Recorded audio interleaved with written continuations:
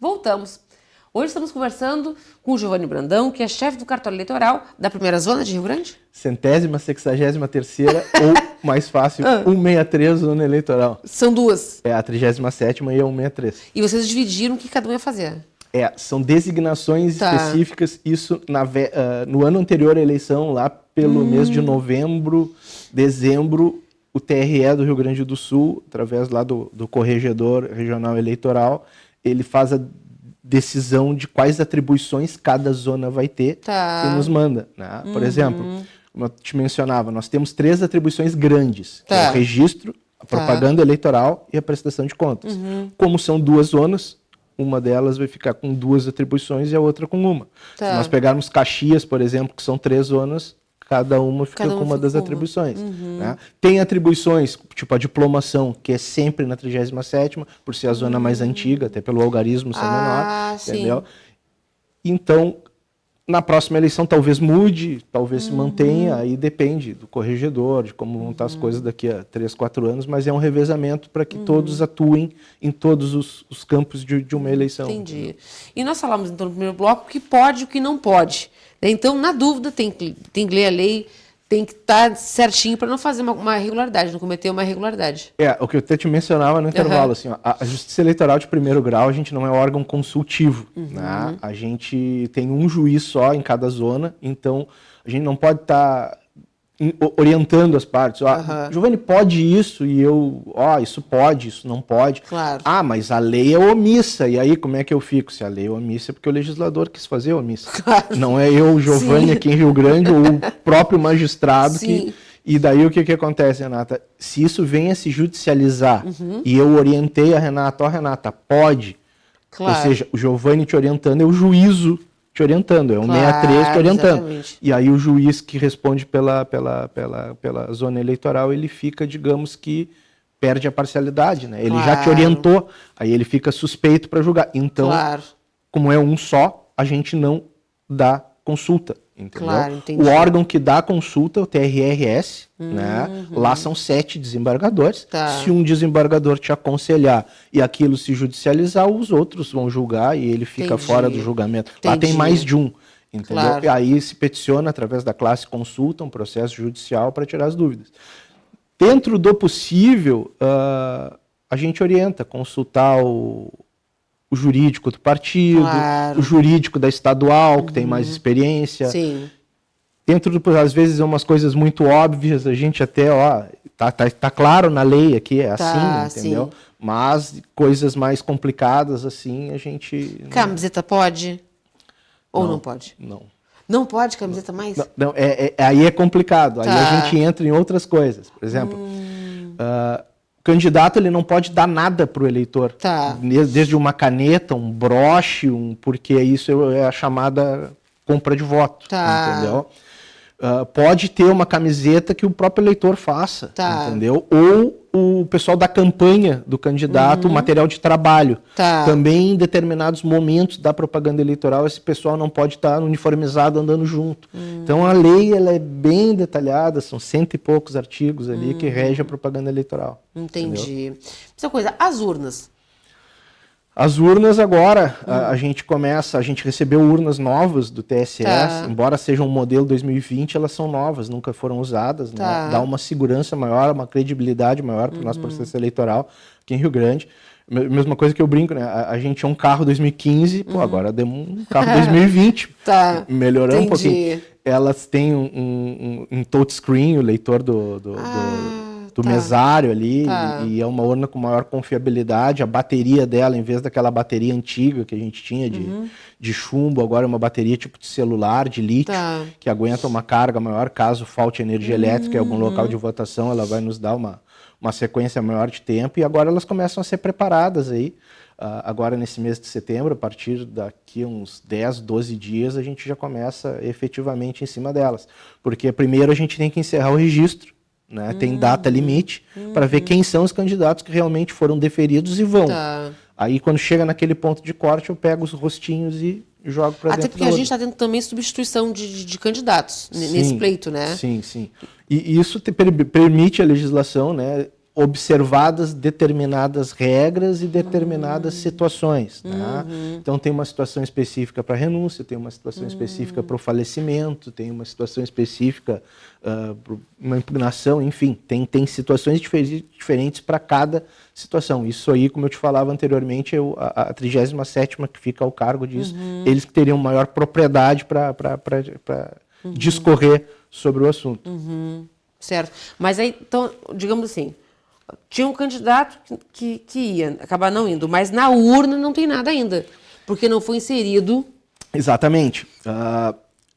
Nós temos um ponto de corte, uma data específica, né, que nós temos que colocar as fotos. Tá. Colocamos as fotos, por exemplo, hoje o ponto de corte, colocamos as fotos. Tá. Aí, faltando 2 dias para a eleição, falece um candidato. Tá. Não dá mais tempo de trocar. Entendi. Vai estar o rostinho da Renata, eu vou votar no Giovanni. Entendi. Porque foi o que substituiu. Então, a partir de um determinado momento, eu não consigo mais trocar. Entendi. Entendeu? Isso ocorreu já em Rio Grande, na eleição, eu não me lembro se 2004 ou 2008, que um candidato foi substituído, faltando poucos dias, e aí quem votasse num candidato estaria votando no outro. Tá. Isso já aconteceu aqui em Rio Grande.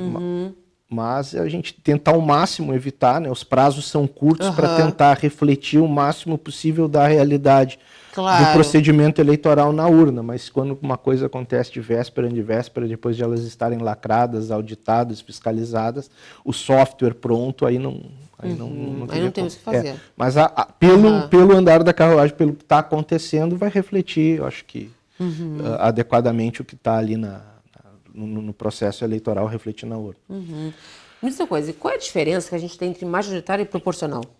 Isso, é bom sempre esclarecer isso. O que acontece? A majoritária é simples, né? A majoritária, o mais votado ganha, ponto. É eleição para prefeito, né? É eleição para presidente, então, assim, a majoritária é prefeito. Tá. E a proporcional é vereador. Né? Tá. A para vereador ela é mais complicada. O que acontece? A eleição proporcional, o sistema proporcional, ele prioriza o partido. Tá. Então a gente tem um cálculo que a gente tem que fazer, que é o chamado cálculo do coeficiente eleitoral. Né? O que é o coeficiente eleitoral? Eu pego o número de votos válidos e incluem-se entre os votos válidos os votos candidatos nominais. Vamos abrir um parênteses aqui. Votos válidos, o que é? Votos válidos são os que não são branco e nulo. Isso aí, branco e nulo não entra na contagem. Não vai para nada. Tá. Então é bom esclarecer. Não vai para porque se eu votar nulo, vai para legenda, não vai para lugar nenhum, vai para fora. Tá assinando a procuração em branco ali. Outra coisa, assim, ó, os votos válidos, né? Eles são os votos nominais, votei na Renata, e o voto na legenda, no partido da Renata. Esses são os votos válidos. Então eu pego o número de votos válidos, e aí eu só consigo descobrir esse número lá no fim das 5 da tarde do dia da eleição.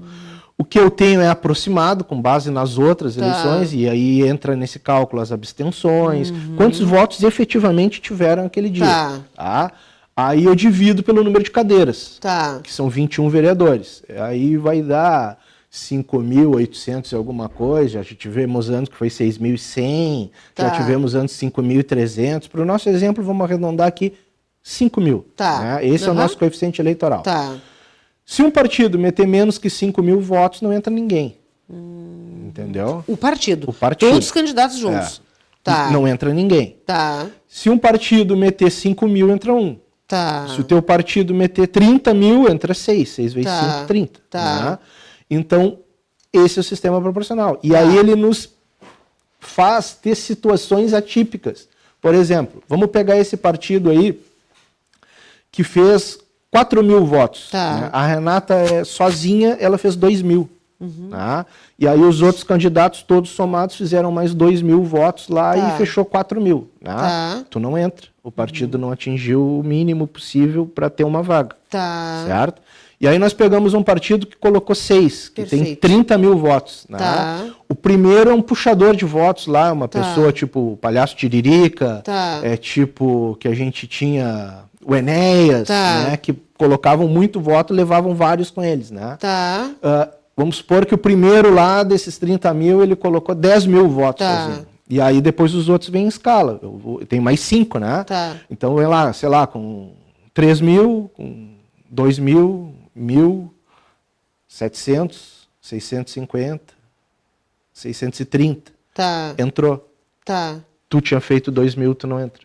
Tá. Entendeu? Uhum. Esse é a questão do sistema proporcional.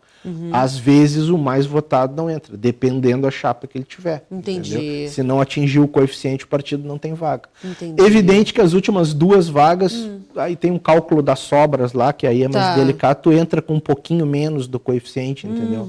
Porque aí cada partido, aí, por exemplo, em vez de tu fazer 30, tu fez 28 mil, entendeu? Aí tu bota 5. Tá, e aí depois ninguém conseguiu fazer 5.000, aí tu vê, o que tiver mais perto dos 5.000, ele leva a 19ª, a 20ª, ou a 20ª e a 21ª, às vezes. Mas basicamente é isso, entendeu? E o suplente, como é que vem? Suplente, por exemplo, tu fez 30.000, colocasse 6. Tá. O 7º é o primeiro suplente, o 8º é o segundo, o 9º é o terceiro e aí por diante, entendeu? Há a possibilidade depois, caso um daqueles 6 seja escolhido para uma secretaria, para ocupar um outro cargo, aí tu sobe um tira férias, sobe, um ficou doente, sobe, entendeu? E aquele primeiro suplente, ele entra sempre que está em impedimento ou se afasta o titular da cadeira. Entendeu? Essa coisa, e por que Rio Grande não tem segundo turno?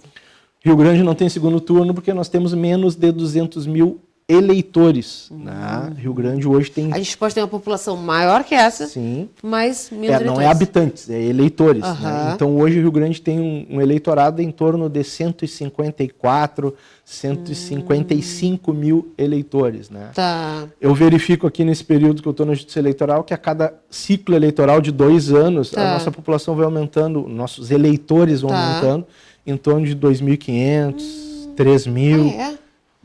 Na época do Polo Naval aumentou mais. Sim. Só que aí teve o Polo Naval, foi muito rápido. Quando chegou na época da eleição, já tinha terminado o Polo Naval. Sim. E aí o pessoal já não estava mais aqui e teve muita abstenção. Entendi. E aí depois deu uma diminuída e agora ele continua crescendo e esse público mais jovem, esse público aí de 18 anos, tira documentos pela primeira vez que nos procuram. Agora está suspenso a confecção do título eleitoral. Voltamos agora em novembro. Novamente, a partir da metade de novembro ali, voltamos com a confecção do título. Dá para fazer tudo, como tu mesmo mencionou, tudo pela internet hoje, menos botar o dedinho. Quem já botou o dedinho lá, fez a biometria, está habilitado a fazer tudo pelo celular. Quem ainda não fez a biometria, ou vai lá e faz direto lá, ou começa o cadastro pelo celular e só vai lá para colocar a biometria. Mais ou menos assim que funciona. Então tá joia. Giovanni, obrigada por ter vindo aqui esclarecer esses assuntos tão pertinentes nessa época eleitoral. Estamos à disposição, precisando aí é só chamar. Desculpa a demora para vir. Imagina, tá ótimo. Gente, assim, vamos fazer o possível para não votar em branco, não votar nulo. Olha a propaganda eleitoral, olha o melhor candidato, né? Nós precisamos de bons candidatos. Então, assim, faz o esforço, vai votar. O teu voto é muito importante. Bom, e para encerrar nosso programa, é aquilo. Vamos que é para frente que se anda. Um super beijo!